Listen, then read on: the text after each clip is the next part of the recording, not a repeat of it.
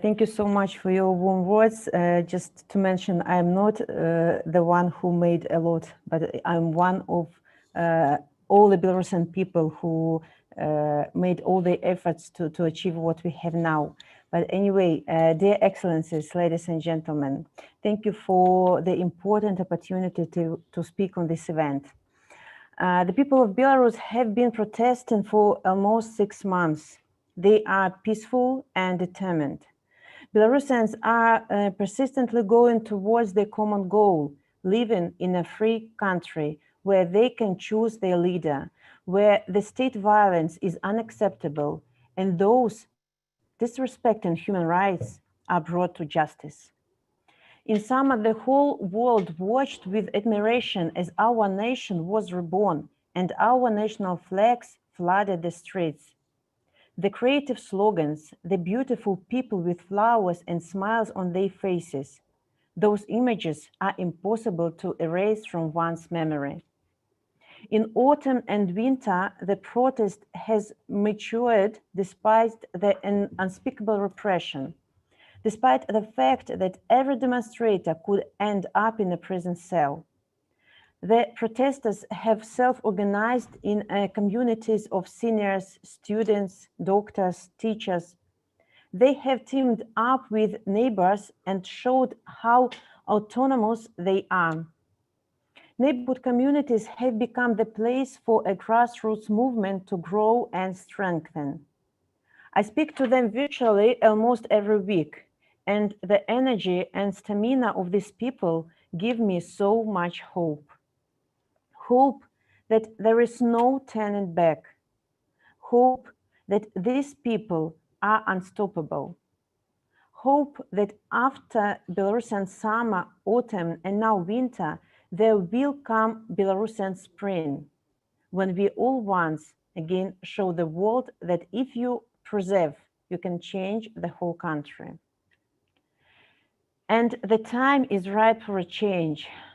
While yesterday was the International Holocaust Remembrance Day, marking the anniversary of the Auschwitz-Birkenau camp liberation, it became known that the authorities in Belarus were built their own camp, a camp for dissidents in the Minsk region.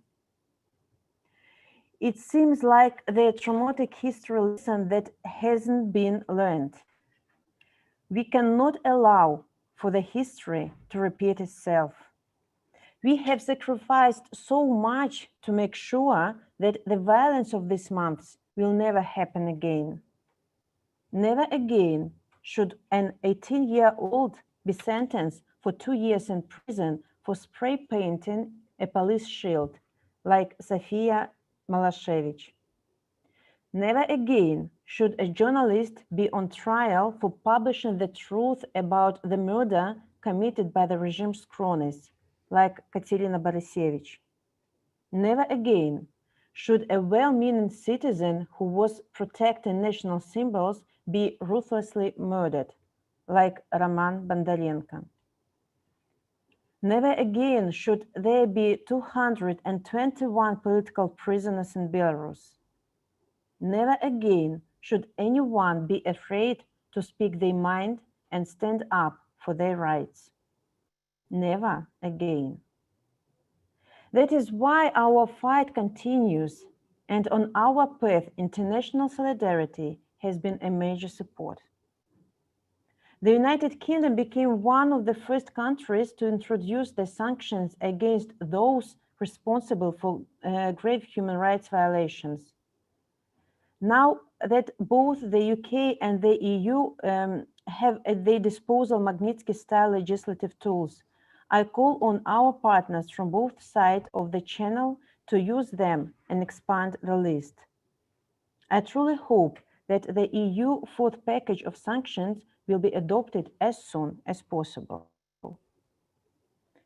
I call on the UK, EU, USA, and Canada to consider creating an international body that will start investigations of the crimes committed by Lukashenko's regime.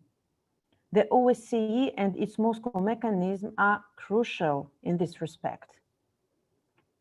The crimes against humanity perpetrated by the regime should be brought to court under universal jurisdiction.